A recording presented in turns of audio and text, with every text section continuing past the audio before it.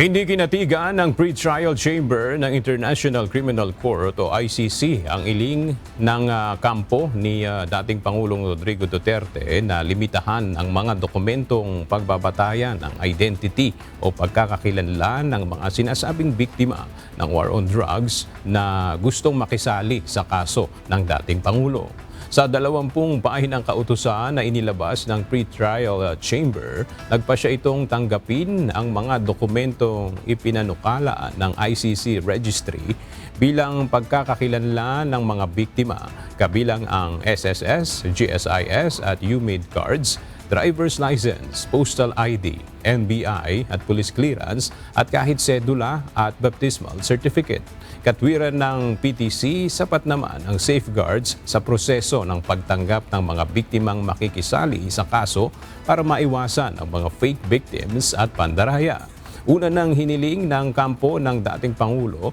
na limitahan lamang sa national ID at passport ang mga dokumento na pagbabatayan ng pagtanggap sa mga nagpapakilalang biktima ng war on drugs upang maiwasan ang anilay mga pandaraya dito at huwag masingitan ng mga magpapakunwaring mga biktima na gustong makatistigo laban sa dating Pangulo.